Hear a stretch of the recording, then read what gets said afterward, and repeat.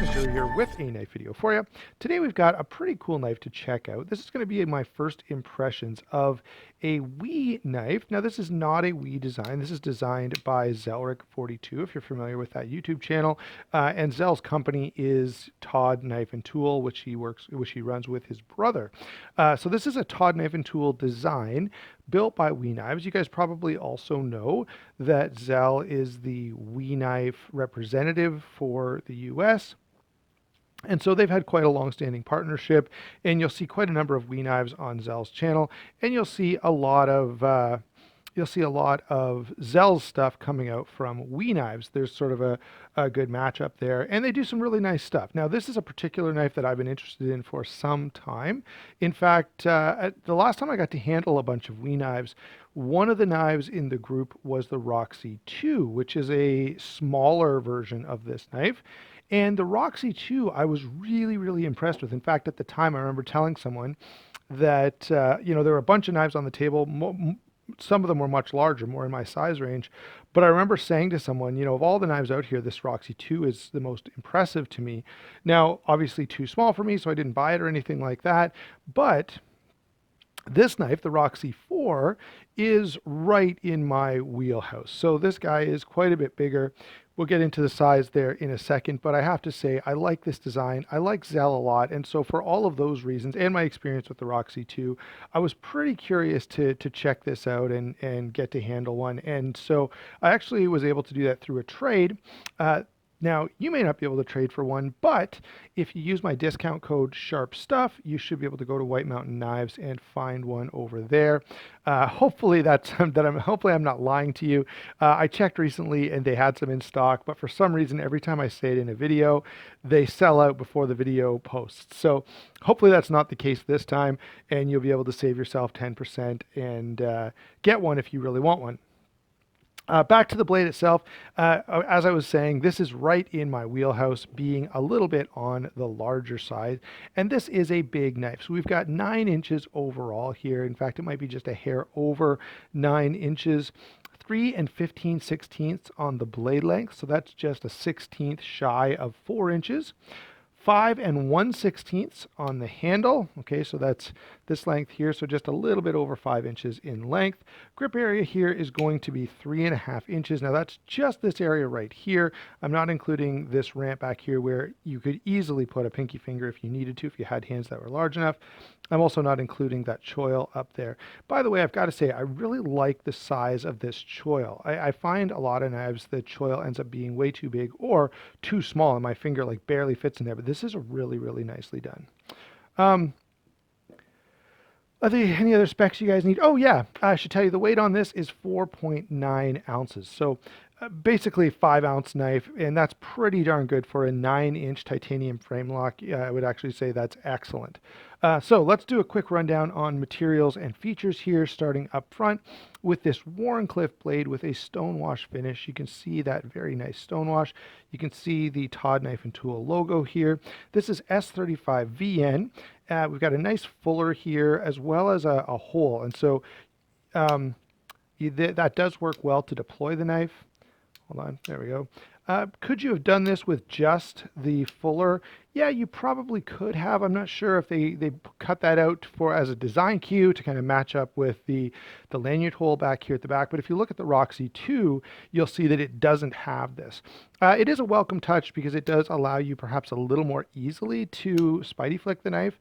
But if I can demonstrate here for you, if I just use the fuller, so I'll just put my finger in the fuller here, and you can see I can still spidey flick it. So not necessary, but not a bad touch either. Then we've got a pretty well done grind here. You're going to have to be a little bit careful sharpening this guy so you don't mark this all up, the ricasso here. Nicely done choil. Good bit of jimping back here on the spine. Now I like that they've given me a little bit of sort of a landing pad for my thumb. It could have been extended just a little bit further. So when I choke up, my thumb kind of naturally lands right here, and you can see that's part of where the swedge lands. So I get like half my thumb on the thicker area. It's not uncomfortable, but I suspect if I was doing, let's say, cutting hard cheese or something where it was a little bit of pressure, that wouldn't be as nice as being back here where you've got a little bit more surface to push down on there. They've nicely cleaned up this area by the flipper so that your finger sort of has a spot to sink into the handle a little. Again, a very nice touch on that. Lock bar is very accessible, and the action on this, we're kind of there anyway, so let's move on to that. The action on this is very nice. Now, first of all, let me point out this little tiny flipper tab, very effective. The detent here is snappy, it's smooth, really nicely done. And I mean, typical ceramic bearing Wii action, just very nice. Some holes up here, and then the style on this knife is, there's sort of some milling going on and some angular stuff that happens, including on the frame side. In some ways, the frame side on this knife is a little more interesting because of the extra detail that's involved. And I don't know, the design aesthetic here kind of seems to come from, I don't know, like Blade Runner or some kind of, yeah, maybe Battlestar Galactica or something like that. Um, Kind of has that modern or futuristic would be a better term than modern, futuristic sort of technical looking design, and it is pretty attractive. Let's see. So we've talked about the flipper, we've talked about the bearing detent. A couple little notes here on the handle. Milled titanium clip, single position, titanium backspacer, both bronze anodized, very nicely anodized hardware. And I don't know if I can get this to show nicely on camera. Yeah, there you go. Look at the milling around that pivot. Really attractive. I like that an awful lot.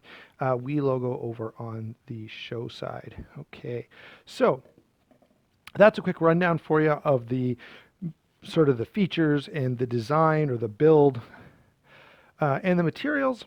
Let me tell you, this is a pretty typical Wii build. At this point, we've come to expect Wii to pretty much do a good job with fit and finish and detent and action and attention to detail and quality and all those kinds of things. And they don't disappoint here. This is another great example of Wii. And here's what I would submit to you. You guys are welcome to disagree with me, but I always feel like Wii does their best work when they're working in collaboration with another designer. So, my favorite Wiis that I'm aware of are for sure the 037, the Malice, the Mastrop Keen, the Mastrop Crux, the Archbishop 2.0, all of these knives that Wii has built in collaboration with some other designer. And this is another example where, they just do a great job when they have a little bit of outside input on the design side of things. So yeah, very cool design, very well built by Wii Knives, feels very nice in hand, and that's one of the things that you always worry about with a knife like this, where it's got these very angular, square design cues. Sometimes you can worry that it can be uncomfortable, but that is not the case at all. This is very comfortable in hand. Nice, thinly ground blade, very useful. Overall, I think this is a very nice knife, and I can see why this has been fairly popular. And if it's, this is something you're interested in, I know this isn't my full review, but I think you can pretty well buy this one with confidence.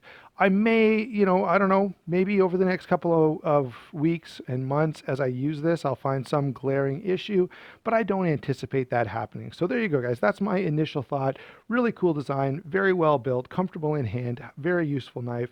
Overall, I'm pretty happy with it. So that's my thought. Make sure if you're interested in this, you do go over to White Mountain Knives and use my discount code. That definitely helps the channel. And thanks a lot for watching. We'll talk to you soon.